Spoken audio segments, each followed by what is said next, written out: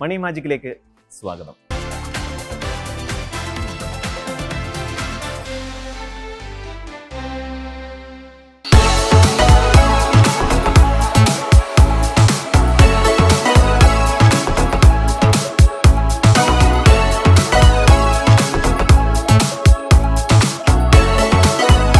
വെറും 1.5 പതിറ്റാണ്ട് ഇന്ന് പൊൻകതിറില്ലാത്ത അടുക്കളകൾ മലയാളികൾക്കുണ്ടാകില്ല.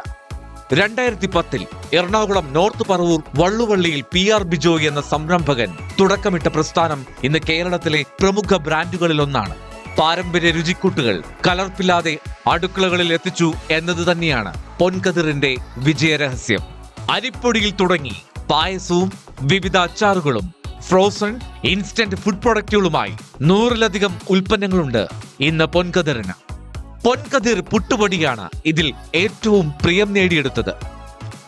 അത്യാധുനിക ഉൽപാദനശാലയിൽ രുചി ഒട്ടും ചോരാതെയുള്ള നിർമ്മാണം, വെല്ലാൻ മറ്റാരുമില്ലെന്നുറപ്പിച്ചും ഗുണനിലവാരത്തിൽ വിട്ടുവീഴ്ചയുമില്ലാതെ തുടരുകയാണ് പൊൻകതിർ ഫുഡ്സ്, ദ ബ്രാൻഡ് ഓഫ് ഹാപ്പിനെസിന്റെ ജൈത്രയാത്ര. ഇപ്പോ എന്നോടൊപ്പം ഉള്ളത് ഈ പൊൻകതിറിന്റെ അമരക്കാരൻ ശ്രീ ബിജോയ് ആണ്. നമസ്കാരം സാർ. നമസ്കാരം. ഞാൻ പറഞ്ഞതുപോലെ ഈ പൊൻകതിർ എന്ന് പറയുന്ന ബ്രാൻഡ് ഇത്രത്തോളം ഇങ്ങനെ ഫേമസ് ആവാനുള്ള ഒരു കാരണം പക്ഷേ ആ പരസ്യവാചകമായിരിക്കും. തീർച്ചയായിട്ടും. ഈ ഒരു ഗ്ലാസ് പുട്ടുപൊടിക്ക് ഒരു ഗ്ലാസ് വെള്ളം എന്ന് പറയുന്ന, ഞാൻ പോലും പലപ്പോഴും പുട്ട് തയ്യാറാക്കുമ്പം ഈ ഒരു കോംബോ ആയിരിക്കും എൻ്റെ മനസ്സിൽ ആദ്യം ഓടിയെത്തുന്നത്. ഈ വീടുകളിൽ നമ്മൾ ബ്രേക്ക്ഫാസ്റ്റിനുള്ള എല്ലാ പുട്ടുപൊടിയും അതുപോലെ ഈ അരിപ്പൊടികളും മാവുകളും ഒക്കെ വീട്ടിലുണ്ടാക്കുന്ന ഒരു കാലത്തു നിന്നാണ് സാറ് ഈ പൊൻകതിർ എന്ന് പറഞ്ഞൊരു ബ്രാൻഡുമായിട്ട് വന്നത്. ഈ വീട്ടിലുണ്ടാക്കുന്ന ഈ പുട്ടുപൊടി എങ്ങനെ സാറിന്റെ ബ്രാൻഡിലേക്ക് എത്തും എന്നാണ് സാർ കരുതിയത്? അത് ശരിക്കും 2010 പൊൻകതിർ എന്ന് പറഞ്ഞ ബ്രാൻഡ് നമ്മൾ സ്റ്റാർട്ട് ചെയ്യുന്നത്. പൊൻകതിർ എന്ന ബ്രാൻഡ് നമ്മൾ സ്റ്റാർട്ട് ചെയ്യുമ്പോൾ പുട്ടുപൊടി മാത്രമാണ് നമ്മൾ ഇൻട്രൊഡ്യൂസ് ചെയ്തിരുന്നത്. ഈ പുട്ട് ഉണ്ടാക്കുക എന്ന് വെച്ചാൽ ശരിക്കും അടുക്കളയിൽ അതൊരു ടാസ്ക് തന്നെയായിരുന്നു. കാരണം അതിന് വെള്ളം മിക്സ് ചെയ്യുക, വെള്ളം കൂടിപ്പോയാലും പ്രശ്നമാണ്, കുറഞ്ഞു പോയാലും പ്രശ്നമാണ്. അപ്പോൾ അതിനൊരു റെമഡി ആയിട്ടാണ് നമ്മൾ ഒരു ഗ്ലാസ് പുട്ടുപൊടിക്ക് ഒരു ഗ്ലാസ് വെള്ളം എന്നുള്ള റേഷ്യോ നമ്മൾ മാർക്കറ്റിലേക്ക് ഇൻട്രൊഡ്യൂസ് ചെയ്തത്. ആ ഒരു ഇക്വേഷനോട് കൂടിയാണ് നമ്മൾ മാർക്കറ്റിലേക്ക് കടന്നത്. അത് എല്ലാവർക്കും തന്നെ പുട്ടുണ്ടാക്കുന്നതിന് വളരെ എളുപ്പമായി. അത് ജനങ്ങൾ അംഗീകരിച്ചു, വീട്ടമ്മമാർ അംഗീകരിച്ചു. അതിൻ്റെ ഫലമായിട്ടാണ് പൊൻകതിർ പെട്ടെന്ന് വീടുകളിലേക്ക് എത്തിയതും നമുക്ക് മാർക്കറ്റിൽ ഒരു സ്ഥാനം കിട്ടിയത്. 2010 ഈ പൊൻകതിർ ഫുഡ് പ്രോഡക്ട്സ് അല്ലെങ്കിൽ പുട്ടുപൊടി സ്റ്റാർട്ട് ചെയ്യുന്നത്. ആ ഒരു കാലം തൊട്ട് എന്തെങ്കിലുമൊക്കെ സ്ട്രഗിൾ അനുഭവിച്ചു? ഈ പറഞ്ഞ പോലെ നമ്മൾ ഈ ഒരു പ്രോഡക്റ്റ് മാർക്കറ്റിലേക്ക് എത്തുമ്പോൾ തന്നെ അത് സക്സസ് ആവുന്ന ഒരു ചിന്തയും നമുക്ക് ഉണ്ടാവില്ലല്ലോ. എങ്ങനെയായിരുന്നു ആ ഒരു സക്സസ് വന്നത്? ഇപ്പോൾ നമ്മളുടെ തുടക്കകാലം എന്ന് വെച്ച് കഴിഞ്ഞാൽ അന്ന് മാർക്കറ്റിൽ 1 കിലോ പുട്ടുപൊടി കിട്ടിക്കൊണ്ടിരുന്നത് എല്ലാ ബ്രാൻഡുകളുടെയും കടക്കാർക്ക് കിട്ടിക്കൊണ്ടിരുന്നത് 20 രൂപ റേറ്റിനാണ്. അന്ന് നമ്മളുടെ പുട്ടുപൊടി പൊൻകതിർ ഷോപ്പിലെത്തുന്നത് 30 രൂപയ്ക്ക്. അപ്പോൾ ഏകദേശം 50% റേറ്റ് കൂടുതലായിരുന്നു. അത് ഒരു തരത്തിലും നമുക്ക് റേറ്റ് കുറയ്ക്കാൻ സാധിക്കുമായിരുന്നില്ല. കാരണം നമ്മൾ ഉപയോഗിക്കുന്ന റോ മെറ്റീരിയലും അതിൻ്റെ പ്രോസസ്സിങ് രീതിയും വളരെ വ്യത്യാസമായിരുന്നു. അപ്പോൾ ആ ഇടയ്ക്ക് ഇത് കടക്കാരെടുത്ത് വെക്കാൻ പോലും ഇത് പലപ്പോഴും മടിച്ചിരുന്നു. കാരണം ഇത്രയും നമ്മളുടെ ബ്രാൻഡ് ഒട്ടും ഫെമിലിയർ അല്ല, നല്ല ഫെമിലിയർ ആയിട്ടുള്ള ബ്രാൻഡുകൾ ധാരാളം മാർക്കറ്റിലുണ്ട്. പിന്നെ എന്തിന് ഇത്രയും റേറ്റ് കൂടിയ ഐറ്റം ഞാനെടുത്ത് വെക്കുന്നു എന്നുള്ള ചിന്തയായിരുന്നു കടക്കാർക്കെല്ലാം. പക്ഷേ ഞാൻ എന്താ ചെയ്തതെന്ന് വെച്ച് കഴിഞ്ഞാൽ അവിടെ നമുക്ക് പരിചയമുള്ള എല്ലാവർക്കും നമ്മളുടെ പുട്ടുപൊടി സാമ്പിളായിട്ട് കൊടുക്കുകയാണ് ചെയ്തത്. അപ്പോൾ അവരത് ഉപയോഗിച്ചു, അവർക്കത് ഇഷ്ടപ്പെട്ടു, അവർ അത് ഷോപ്പുകളിൽ പറയുകയും ചെയ്തു. അങ്ങനെ ആണ് നമ്മൾക്ക് ഷോപ്പുകളിൽ ഒരു എൻട്രി തന്നെ കിട്ടിയത്. ഇപ്പോഴും പല ബ്രാൻഡുകളെ അപേക്ഷിച്ച് നമ്മളുടെ ഐറ്റത്തിൻ്റെ റേറ്റ് കുറച്ച് കൂടിയാണ് നിൽക്കുന്നത്. അത് കാരണം വേറെ ഒന്നും കൊണ്ടല്ല, നമ്മൾ ഉപയോഗിക്കുന്ന റോ മെറ്റീരിയലും അതിൻ്റെ പ്രോസസ്സിങ് രീതിയും വ്യത്യാസമാണ്.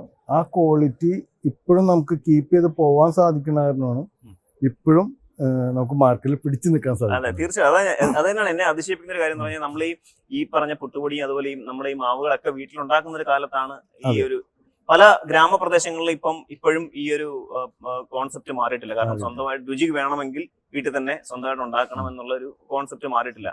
അവിടെ നിന്നുകൊണ്ട് ഇപ്പോ ചെറിയൊരു രീതിയിൽ തുടങ്ങി സാമ്പിൾ കൊടുത്ത ആൾക്കാരിലേക്ക് മൗത്ത് പബ്ലിസിറ്റിയിലൂടെ ഈ കസ്റ്റമേഴ്സിന് ഉണ്ടാക്കി ഇപ്പൊ കേരളത്തിന്റെ ഏത് പൊസിഷനിലാണ് ഇപ്പം പൊൻകതിർ നിൽക്കുന്നത്?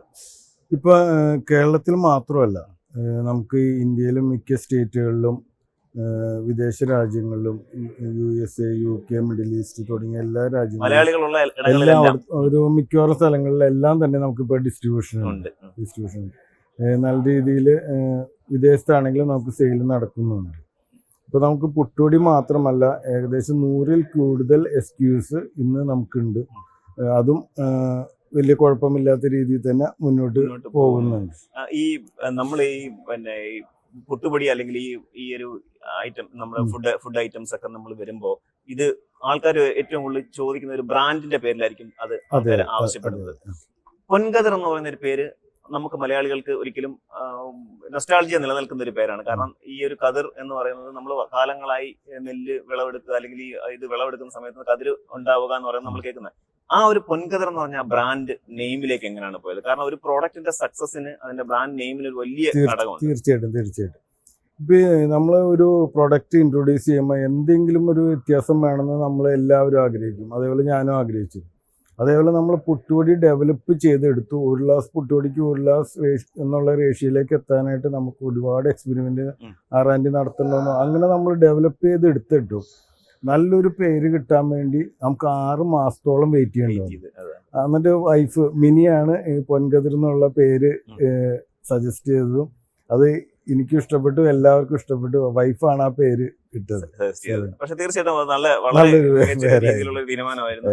ഈ ബാക്കിയുള്ള പ്രോഡക്റ്റുകൾക്കെല്ലാം ഫുഡ് പ്രോഡക്റ്റിനെല്ലാം ഇത് തന്നെയാണ് നമ്മള് ബ്രാൻഡ് നെയിം നമ്മൾ ഇത് തന്നെയാണ്, പൊൻകതിർ തന്നെയാണ് ഇട്ടിരിക്കുന്നത്. ഈ ലൊക്കേഷൻ എന്ന് പറയുന്നത് ഒരു പ്രധാന ഘടകമാണല്ലോ ഈ ഒരു പ്രോഡക്റ്റ്. കേരളത്തിലെ അങ്ങോളം ഇങ്ങോളം, ആദ്യം കേരളമായിരുന്നു, പിന്നീട് വിദേശത്തേക്ക് പോയെങ്കിലും ആദ്യം നമ്മൾ ഈ പറഞ്ഞ ഒരു ലൊക്കേഷൻ, ഈ ഒരു ലൊക്കേഷനിൽ നിന്ന് കേരളത്തിന്റെ എല്ലാ ഭാഗത്തേക്കും പോകുക എന്നുള്ള ഒരു പ്രധാന ഘടകമായിരുന്നു. അപ്പൊ ഈ ലൊക്കേഷൻ തിരഞ്ഞെടുക്കാനുള്ള ഒരു സാഹചര്യം എന്തായിരുന്നു? ലൊക്കേഷൻ തിരഞ്ഞെടുത്തല്ല, ലൊക്കേഷൻ എന്ന് വെച്ചാൽ നമ്മുടെ വീടിനോട് ചേർന്ന് തന്നെയാണ് നമ്മൾ ആ പ്രൊഡക്ഷൻ യൂണിറ്റ് സ്റ്റാർട്ട് ചെയ്തു. ആദ്യത്തെ യൂണിറ്റ് സ്റ്റാർട്ട് ചെയ്തു.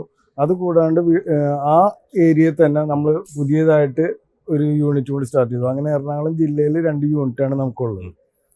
2 വർഷം മുമ്പ് പാലക്കാട് നമ്മളൊരു യൂണിറ്റ് പുതിയ സ്റ്റാർട്ട് ചെയ്തു. അതും ഇപ്പൊ നല്ല രീതിയിൽ പോകുന്നു. അതായത് ഇതൊരു വീട്ടിനോട് ചേർന്ന ഒരു ചെറിയ സംരംഭമായിട്ട് തുടങ്ങിയ ഒരു സ്ഥാപനമാണിത്. ഇപ്പോഴും മെയിൻ പ്രൊഡക്ഷൻ ഒക്കെ നടക്കുന്നത് വീടിനോട് ചേർന്നുള്ള യൂണിറ്റിൽ തന്നെയാണ്. അപ്പൊ ഈ അവിടെ ആരൊക്കെയാണ് ഇതിന്റെ ഒരു ഇടപെടൽ നടത്തുന്നത്? ഈ കാര്യങ്ങളിൽ, ഇതിന്റെ ടേസ്റ്റിന്റെ കാര്യങ്ങളിലും എല്ലാം ഇടപെടൽ നടത്തുന്നത് ഈ പറഞ്ഞ ഭാര്യ? ടേസ്റ്റിന്റെ ഇതില് മെയിൻ ആയിട്ട് വൈഫാണ് നോക്കുന്നത്. പിന്നെ ക്യൂസിമാരുണ്ട്. എന്നാലും വൈഫിന്റെ ഒരു അഭിപ്രായമാണ് അൾട്ടിമേറ്റ് ആയിട്ട് നമ്മൾ എടുക്കാറ്. ഇതിനു മുമ്പ് ഈ പ്രോഡക്റ്റ് തുടങ്ങുന്നതിന് മുമ്പ്, അതായത് പൊൻകതിർ പുട്ടുപൊടി സ്റ്റാർട്ട് ചെയ്യുന്നതിന് മുമ്പ് മാർക്കറ്റിൽ അവൈലബിൾ ആയിട്ടുള്ള മറ്റ് പ്രോഡക്റ്റുകൾ, സിമിലർ പ്രോഡക്റ്റുകൾ ഉപയോഗിച്ച് നോക്കിയിരുന്നോ? എനിക്ക് ആദ്യം ഉണ്ടായിരുന്നത് ഒരു കൊയർ ഫൈബറിന്റെ യൂണിറ്റ് ആയിരുന്നു. ആ യൂണിറ്റ് നല്ല രീതിയിൽ നടന്നുകൊണ്ടിരിക്കുന്ന സമയത്താണ് നമ്മൾ ഇതിലേക്ക് കടന്നത്.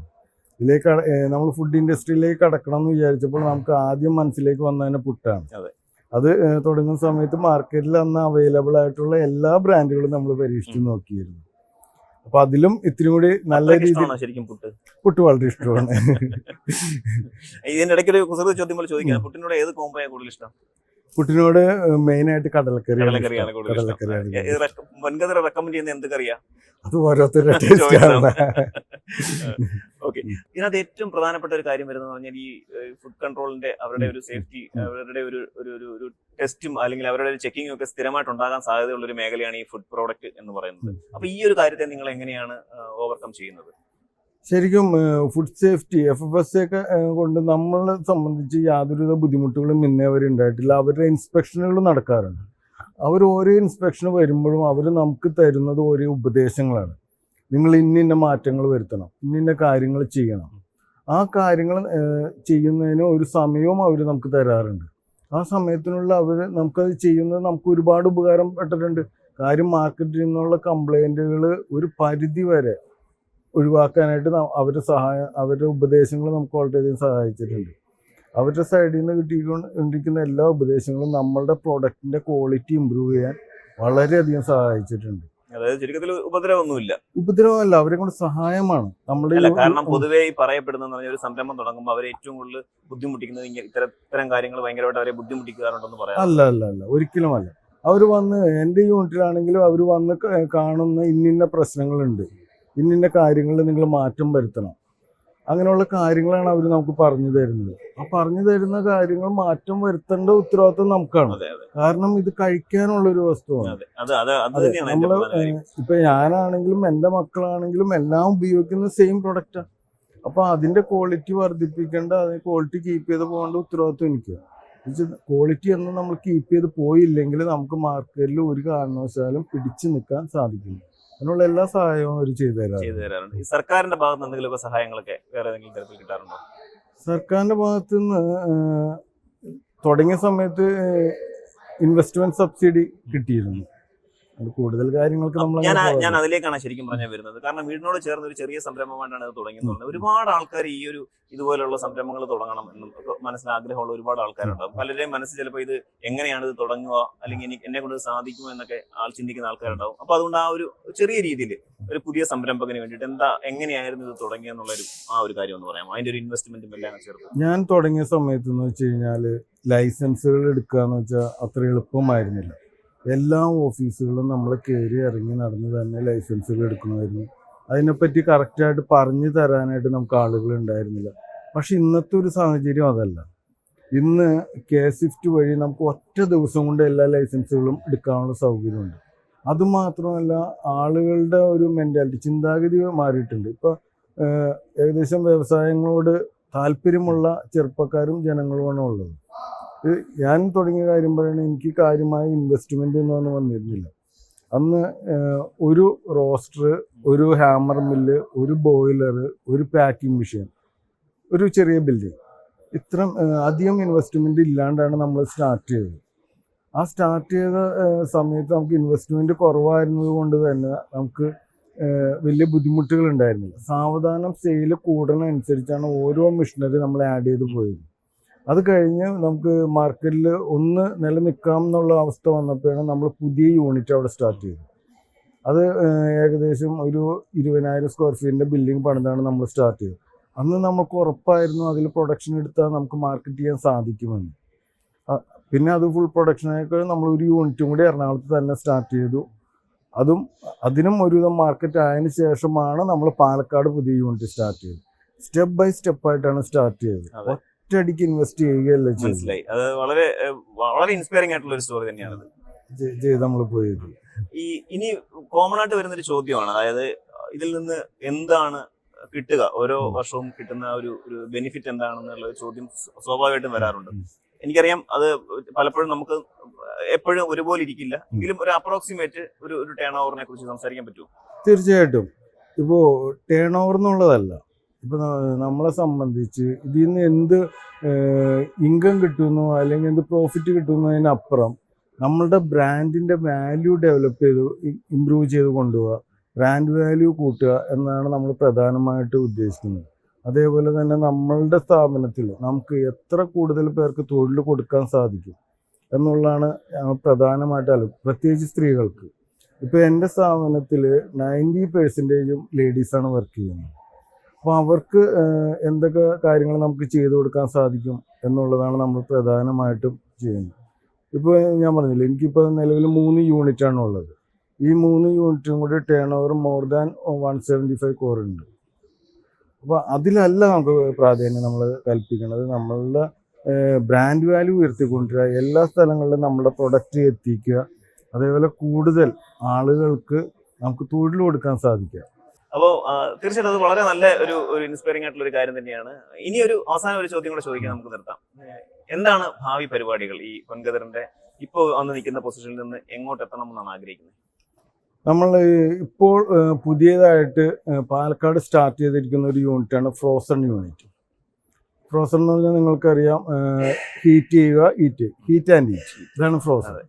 ഇപ്പോൾ നമ്മൾ പുട്ടുപൊടി ഇൻട്രൊഡ്യൂസ് ചെയ്തപ്പോഴും പുട്ട് എങ്ങനെ എളുപ്പത്തിൽ ഉണ്ടാക്കാം, എങ്ങനെ അത് ടേസ്റ്റിൽ ഉണ്ടാക്കാം എന്നുള്ള കാര്യങ്ങളാണ് നമ്മൾ ആലോചിച്ചത്. ഇന്ന് കേരളത്തിൽ മണിക്കൂറുകളോളമാണ് ആളുകൾ കിച്ചണിൽ സ്പെൻഡ് ചെയ്യുന്നത്. എന്ന് വെച്ചാൽ കേരളത്തിലെ പല കിച്ചണുകളും ഇന്ന് ഫുഡ് ഫാക്ടറി ആയിട്ടാണ് വർക്ക് ചെയ്യുന്നത്. ഇത് നമ്മളുടെ ഒരു ഫ്രോസൺ ഫുഡ് ഉപയോഗിക്കുകയാണെങ്കിൽ ഈ മണിക്കൂറുകൾക്ക് പകരം 1-2 മിനിറ്റ് കൊണ്ട് അത് ഓവനിൽ ചൂടാക്കി നമുക്ക് കഴിക്കാം. അത് ഒരുപാട് ടൈം സേവ് ചെയ്യാനായിട്ട് സാധിക്കും. അത് മാത്രമല്ല ടേസ്റ്റിലുള്ള ഫുഡ് എത്തിക്കാനും സാധിക്കും. ഇപ്പം നമ്മൾ നിലവിൽ ഇത് ചെയ്യുന്നത് UK-ലും US-ലുമാണ് നമ്മൾ എക്സ്പോർട്ട് ചെയ്യുന്നത്. സാവധാനം അത് കേരള മാർക്കറ്റിലേക്കും ഇൻട്രൊഡ്യൂസ് ചെയ്യണം. കേരളത്തിലെ എല്ലായിടത്തും ഫ്രോസൺ ഫുഡ് എത്തിക്കണം എന്നുള്ളതാണ് നമ്മളുടെ ഒരു ലക്ഷ്യം. ആഗ്രഹം. അപ്പൊ ഇതിനകത്ത് വരുന്നൊരു ചോദ്യം, മറുചോദ്യം ഉറപ്പായിട്ടുണ്ടാവും. ഇതിന്റെ ഒരു ഹെൽത്ത് വൈസ് ഇത് എങ്ങനെ ഉണ്ടാവും, ഇതിന്റെ ഒരു ഹെൽത്ത് ബെനിഫിറ്റ് അല്ലെങ്കിൽ ഹെൽത്തിന് എന്തെങ്കിലും പ്രോബ്ലം ഉണ്ടാവുന്ന ഒരു ചോദ്യം വരുമ്പോൾ നമുക്ക് അതിനുള്ള ഉത്തരം ഉറപ്പായിട്ടും നമ്മുടെ ഉണ്ടാവുമല്ലോ. ഒരിക്കലും ഇത് ഹെൽത്തിന് യാതൊരുവിധ ബുദ്ധിമുട്ടും ഉണ്ടാവില്ല. കാരണം ഇത് നമ്മൾ പ്രൊഡക്ഷൻ നടത്തി വളരെ ഹൈജീനിക് ആയിട്ടുള്ള അന്തരീക്ഷത്തിൽ പ്രൊഡക്ഷൻ നടത്തി അതിന് -40 ഡിഗ്രിയിൽ ഫ്രീസ് ചെയ്തതിന് ശേഷം -18 ഡിഗ്രിയിൽ കീപ്പ് ചെയ്യണം. ആ കീപ്പ് ചെയ്ത് നമ്മൾ സ്റ്റോറിൽ തന്നെ കീപ്പ് ചെയ്യും. നമ്മൾ അത് ഷോപ്പിലേക്കും, അത് ഫ്രീസറുകളുള്ള ഷോപ്പുകളിലേക്ക് ഇത് എത്തിക്കും. അവിടെ -18 ഡിഗ്രി തന്നെ കീപ്പ് ചെയ്യണം. അവിടെ നിന്ന് നമ്മൾ പർച്ചേസ് ചെയ്ത് വീട്ടിലെത്തിയാലും ഫ്രിഡ്ജിൽ -18 കീപ്പ് ചെയ്യാൻ നമുക്ക് സാധിക്കണം. കാര്യമുള്ളൂ. യാതൊരുവിധ ഹെൽത്തിനും ദോഷകരമായ യാതൊന്നും ഉണ്ടാവില്ല. അത് മാത്രമല്ല, ഇന്ന് മാർക്കറ്റിൽ കിട്ടുന്ന പല ഐറ്റത്തിലും പ്രിസർവേറ്റീവ്സ് ഉണ്ട്. ഫ്രോസൺ ഐറ്റത്തിൽ പ്രിസർവേറ്റീവ്സ് പൂർണ്ണമായിട്ട് ഉണ്ടാവില്ല. അതാണ് ഏറ്റവും കൂടുതൽ ഇതിനുള്ള അഡ്വാൻറ്റേജും. അതാണ് അമേരിക്ക, UK തുടങ്ങിയ രാജ്യങ്ങളിലൊക്കെ ഇന്ന് ഏറ്റവും കൂടുതൽ സെയിൽ നടക്കുന്ന ഫ്രോസൺ ഐറ്റത്തിൽ. തീർച്ചയായിട്ടും അതിൽ നോ പ്രിസർവേറ്റീവ്സ് എല്ലാ കവറുകളിലും പ്രിന്റ് ചെയ്തിട്ടും ഉണ്ടാകും. തീർച്ചയായിട്ടും അതാണ് ഇത് പറയുന്നതെന്ന് പറഞ്ഞാൽ വളരെ ചെറിയൊരു ഇൻവെസ്റ്റ്മെന്റിൽ നിന്ന്, അതായത് നമ്മൾ ഈ പാക്ഡ് ഫുഡ് മലയാളി ചിന്തിച്ച് തുടങ്ങാത്ത കാലത്ത് നിന്ന്, പാക്ഡ് ഫുഡുകൾ മലയാളി വീട്ടിലേക്ക് മേടിച്ച് തുടങ്ങാത്ത കാലത്ത് പാക്ഡ് ഫുഡ് ഉണ്ടാക്കി അവിടെ നിന്ന് ഇപ്പോഴാണ് മലയാളി ഇപ്പോഴും ആ ഫ്രോസൺ ഫുഡിനെ കുറിച്ച് ചിന്തിച്ചു തുടങ്ങിയിട്ടില്ല. പക്ഷെ അതിനും ഒരുപാട് മുമ്പേ അത്തരം ഒരു ഫ്രോസൺ ഫുഡ് കേരളത്തിൽ ഇൻട്രൊഡ്യൂസ് ചെയ്യുക, അതിന്റെ ഒരു ഫ്യൂച്ചർ പ്രതീക്ഷിച്ചിരിക്കുക, എല്ലാം വളരെ വളരെ നല്ല കാര്യങ്ങളാണ്. എല്ലാവിധ ആശംസകളും നേരുകയാണ്. ഇത്രയും നേരം സ്പെൻഡ് ചെയ്തതിന് ഒരുപാട് താങ്ക്സ്. ഈ പൊൻകതിർ വിവരങ്ങൾ കീഴടക്കാൻ തന്നെ പോട്ടെ, മുന്നോട്ട് തന്നെ പോട്ടെ. Thank you. അപ്പോ അതാണ് പൊൻകതിറിന്റെ ആ ഒരു സക്സസ് സ്റ്റോറി. അങ്ങനെ തന്നെയാണ്. മണി മാജിക്കിന്റെ മറ്റൊരു ലക്കത്തിൽ നമുക്ക് വീണ്ടും കാണാം. നന്ദി.